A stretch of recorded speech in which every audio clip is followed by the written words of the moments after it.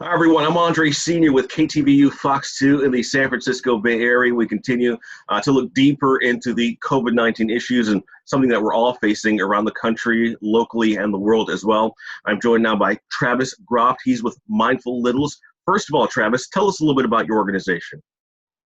Thanks for having me on, Andre. We're an organization that really is devoted to sparking compassionate action with youth. Right? It's really about empowerment and agency with them, and how they can access their own emotional inner space and link that with their external conditions and make appropriate responses to help live a balanced, healthy, and productive life. So, when we talk about something like the COVID-19 pandemic that we're dealing with right now, and we've had issues here. This is a global pandemic, but we've had issues here on a micro scale in the towns of like Paradise, which you all have looked into. And you found a relation there between what we're dealing with now and what the folks in the town of Paradise were dealing with when a massive fire moved through and destroyed the entire town back in 2008. I was out there. I talked to some of these teenagers who lost everything, their schools, their homes. So tell us what correlation you found between the town of Paradise and what we're dealing with right now. Well, really, it's just that level of uncertainty and kind of fear that can come with the rug being pulled out from underneath you, so to speak. Your whole life changes in an instant. You have no sense of, in their case, in Paradise, their shelter was taken away, their jobs were taken away, their schools were taken away, community meeting places. I mean, you saw it was devastation on a massive scale. And that sends a traumatic wave through anybody, right? Even just witnessing that devastation, the aftermath was a traumatic experience for many. So what we found, though, is that they went through this, and through the curriculum and our engagement, not just with us, but this was a cohort effort between so many different agencies and response in the community in Northern California. But what we found is that as they got through that and coming back to their own body, using their senses and trying to find a way to reconnect with their present moment experiences in a way that made sense, that was real to them, because mindfulness is very accessible and yoga is very accessible in the Bay Area. But when you're out in the mountains, you're in a rural community, these aren't regular conversational topics people are having. A lot of people are just like grit and bear it type of people up there, but they realized they needed a little bit more support on the social emotional learning side. And we helped them get there through some of the things we were doing. What the fascinating thing is that from that to now is right before the shelter in place happened, I was up there once a week and I was talking with teachers, educators, and even some of the students. And as the shelter in place was going on all over, and it was a little slower to get to the farther regions, people are like, I'm actually really grateful right now that I have this space, I have my home to return to, or my trailer, or wherever I'm at, because a lot of them had temporary housing, but the community was rebuilding right as this was happening. It was getting there, but kind of, again, halted. But they're finding ways to access the traumatic experience and some of the resiliency strategies that they put in play to get through their aspect now. So I think they might even be doing a lot better than many of us are doing in this current situation. You said you were going there quite often. This fire happened back in 2008. What did some of the folks there tell you about 2018, I think. 2018, excuse me, 2018. I was there and I completely blanked out on that. But what do you get from the folks that you've interviewed there that have been through this traumatic experience? Because I want to get to a little bit later on how we can use some of the information or some of the things that they learned to get through this particular stretch that we're going through right now. So tell us what those people told you. So really, it comes down to a sense of community and gratitude, right? People coming together and just acknowledging each other's pain and loss, just being witness in the fact that, hey, this is a hard time, like regardless if you have a house to stay with. And much like from my veteran experience, there's a lot of survivor's guilt that happens. So there was some people, the whole block was burnt down except their house. How do you face your neighbors in that situation, right? So there's the way of everyone witnessing each other, and everyone had lost something or someone, or something had touched them in a way. So really just acknowledging that with a truthful, kind of courageous, heartfelt approach, that was really, I think, the foundation of what Paradise Community came out of. And then with the continued engagement and reaching out and utilizing the resources that were coming at them, that was a big one. But I think a lot of it was gratitude as well. Do you think, and just to take a sidestep a little bit, do you think one of the things that a lot of us can get across, get through this right now is by admitting the situation that we're going through, kind of like what the people that you spoke with in Paradise said? Yes, I think that's one of the things we talk about with the students. Like we're sort of a cross between like a really cool, unique STEAM program and like Girl Scout, Boy Scouts put together, right? So what makes us really unique is that we're not necessarily telling people how to feel.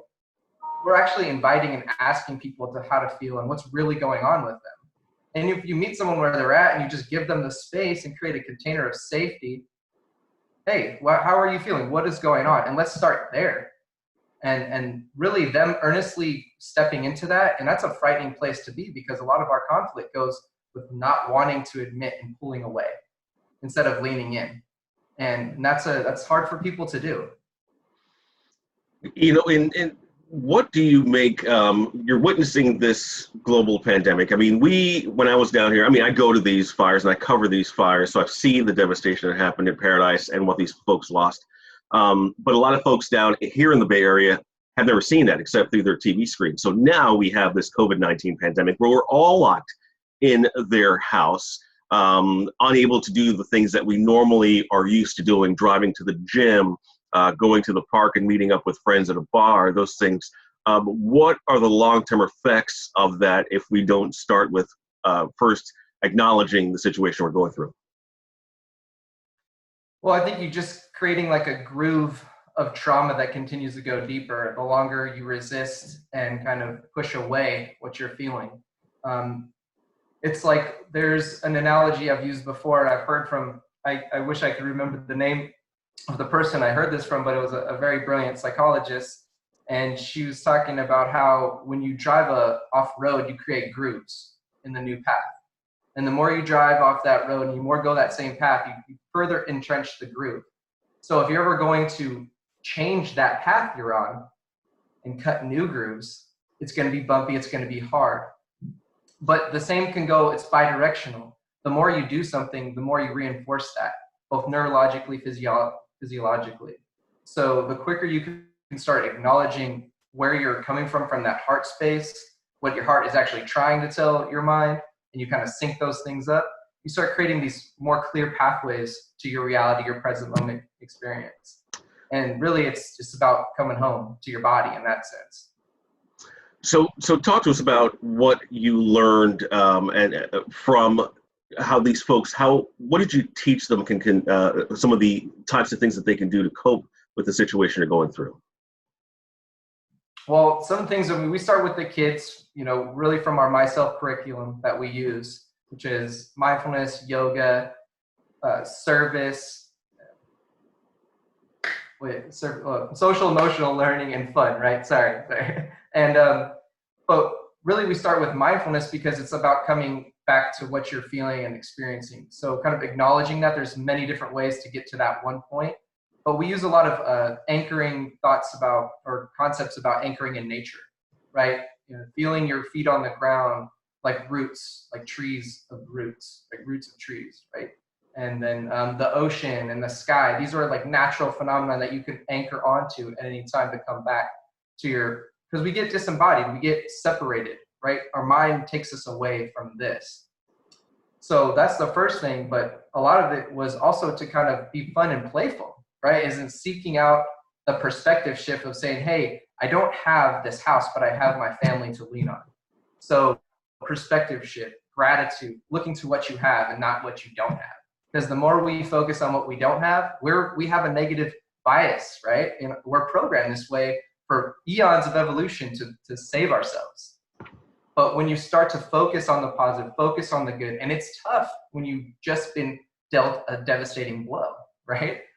But there is ways to get around that. And that's one of the things is just that perspective shift, anchoring in your body in the moment, using what's available, your resources you have now, and then just recycling over, rinse and repeat. Come back to the body. What do you have? Good. What is it now? Are you feeling bad? Good. Let's talk about that. Let's breathe with that. And it just is constant coming back. It's really a journey and a practice that takes, a lifetime really, but people get it quick. You have a list of things here called Lessons from Paradise, which are some of the key best practices for schools and classrooms for helping the community cope with trauma. And we'll start with this one here, breaking the feedback loop from trauma, which is something I think that you touched on a moment ago, like noticing your breathing patterns and positive self-talk to regulate emotions. How can we use that to relate to what students, kids are going through right now, dealing with this sudden separation from school and their friends in the age of COVID-19? That's a good question. And what we really can learn is actually I have a daughter myself who's going to school. And if you actually pull back and pay attention and observe your child, there's a lot you can learn with them. Like how to naturally be happy, right? Sometimes just giving your kid something to do, or the fact like when someone gets a popsicle, like my daughter gets a popsicle, I mean, she's 12, but little things like that, you'll see a natural joy that pops up. That's a real thing that we all have access to.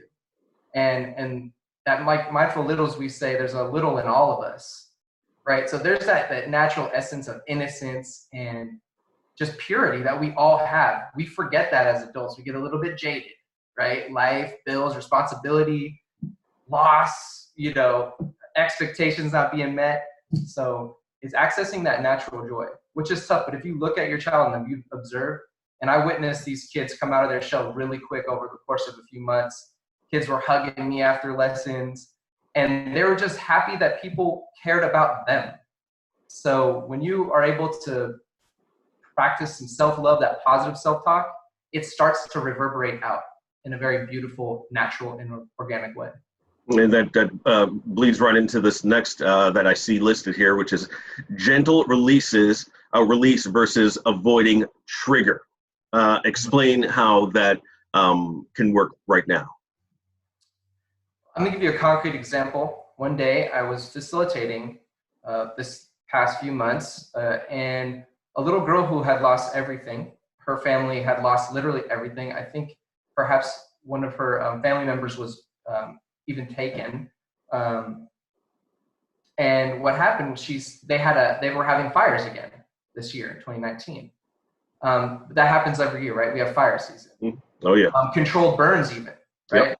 So I get to the school and there's smoke coming down the valley, and it's not, no one's alarmed. There's no flags, there's no sirens. And I come in to facilitate the lesson for the day. And she said, we have this practice where we do anchoring in like the chameleon, because the different emotions of a chameleon has different colors associations. So we do this anchoring where we do a cami check-in. I start that. And we usually predicate it with I feel blank because. And we've done enough to where they know how to answer that and they know what words and things how to access. And she goes, I feel terrified because there's smoke in the valley and I feel like I'm going to lose my family and my house again. And that's how I started my day. And when a little kid in 5th grade is like just throwing a boulder of trauma and terror at you, that invokes a terror and fear response in me. So I then grounded the class. I kind of went off script. I said, okay, where you're at now, I want you to take a deep breath. Let's all stop. Let's take one of the breaths that I taught of that day. And I said, I want you to feel that. And then from there, so when acknowledging that you're fearful, and then I want you to widen your perspective and remember where you're at. You're at school, you're with your friends, you're with your teachers and caregivers who love you, and there wasn't a fire in this area, right? So just going back to reality, what are the facts? Because that fear response takes you into a future event or a past event that is not actually happening, but your body is there. It's either manifesting a false reality or it's replaying a memory that's no longer with us. Yeah, I find it so interesting that you said it best. It's not nothing's happened, but yet we project these things.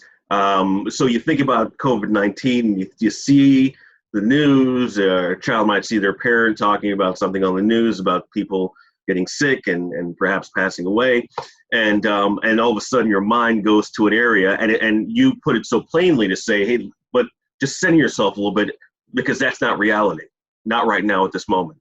Is that what I'm understanding? Yes, in a little softer language, a little bit more guiding, because people don't like to be told how to feel, right? And so that's what I go about, is more like inviting, what are you feeling? So you have to start with that, because your body, your physiology, your nervous system, and your amygdala, prefrontal cortex are on hit right now. Your amygdala is telling you there's a problem. Your prefrontal cortex is saying maybe there is, maybe there isn't. It's confused. It's overwhelmed because the amygdala is strong. So you have to tap into that parasympathetic nervous system, breathe a little bit, and then you can start getting back into that prefrontal area and say, wait, what do we need to do here? And then we assess our resources, like, no, there's my teacher, right? So you start really close to home, like, I'm right here in this desk.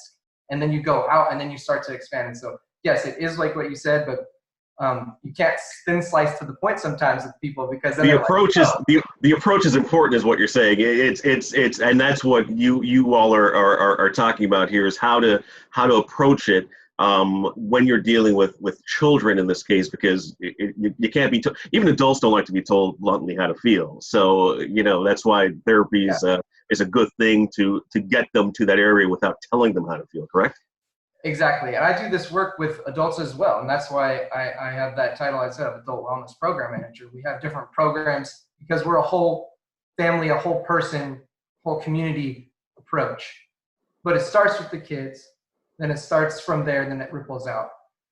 But I do this with veterans. I'm a veteran myself. And a lot of the things it's the same topics, it's the same practices, a little bit curtailed, different language wise, right? A little bit different space. But essentially at the root of it, it's the same stuff. And it's really important work. And we tend to forget how important it is to acknowledge our feelings as emotional creatures, right? We make most of our decisions based off of emotions anyways. So you can't just tell someone to turn. Emotions are linked differently in our body, right? They got hormonal triggers. So it's real for somebody. So you can't tell them it's not. You just have to remind them to get in their body so their body remembers where they're at. And that's the skill, and that's why they call it facilitation. I'm not necessarily telling you what to do like an instructor, right? I'm like guiding you back to yourself. It's an interesting way of putting it, a facilitator. One of the points that you have here, the final point, is to empower students as teachers of mindfulness. What do you mean by that? Well, first of all, they learn that they have this capability to access their own emotional states and self-regulate. So once they realize that, it's not a far jump for them to actually tell other people or help other people remind themselves to come back. We teach simple breath exercises that you can do with your hands and different things like that. We also have this like little book of peace right here. I'm doing this with my daughter, the 30-day book of it's a gratitude booklet, right? Three gratitudes. You can color on the pictures. It's kind of fun. I don't put all my information out there for everybody, but So, but when we empower that, so for instance, I'll give you a good example. A student of mine, when I was facilitating a lesson, happened to have, there's a big veteran community in Paradise as well. And we were talking about just doing a check-in for the day and a reminding of a review of last week's lesson. And I said, what's going on? Have you done anything? How have you brought this act of peace and kindness, this loving kindness out into your life? How has it shown up? And this one young boy says, well, my dad has a hard time because he was in the war. So he sits down, I sit down with him, and I go through the breaths with him. And so I was like, there you go. Here's this young 5th grade boy. His dad's suffering from whatever or struggling with whatever he's going with. He's a veteran, so you can fill in the blanks or create whatever story you want around that. But here's his son using his own loving kindness and his courage to actually show up and support his dad in his self-care practice, that was a powerful thing. And I thought, we just want the kids to remind each other to, hey, be kind, say nice things to yourself, do kind things for others, right? But then here you have the kids teaching the adults. And that's happened to me in my life with my daughter on several occasions, and which is why she participates with us and does some of these videos for the middles. We call Mindful Middles, a teenage group. Yeah. So finally, Travis, what do you want folks to take away from our discussion here as they go through this unprecedented time, dealing with this and dealing with themselves and their children at a time like this in terms of getting their mind clear? What do you want folks to take away from this? That this challenge is one of the most greatest opportunities you're going to get to test your resolve, to grow and develop as a person, as a parent, as a community member, as a husband, as a wife, just a spouse, right? I want people to know that resiliency isn't won because you did A, B, and C, right? Being resilient is a way of life. It's coming back to yourself. It's staying connected to your experience in your community. So I want people to know that they could take this challenge that we're getting and turn it into a golden opportunity to become better people and community members. I think we're all going to be better after this. Honestly, that's my personal belief. And I would have to agree with you, just as long as we practice certain things. The name Mindful Littles, now we know why the mindful comes into this. Great advice, great information at a time like this. Travis Groff with Mindful Littles, thank you so much for joining us. Thanks, Andre.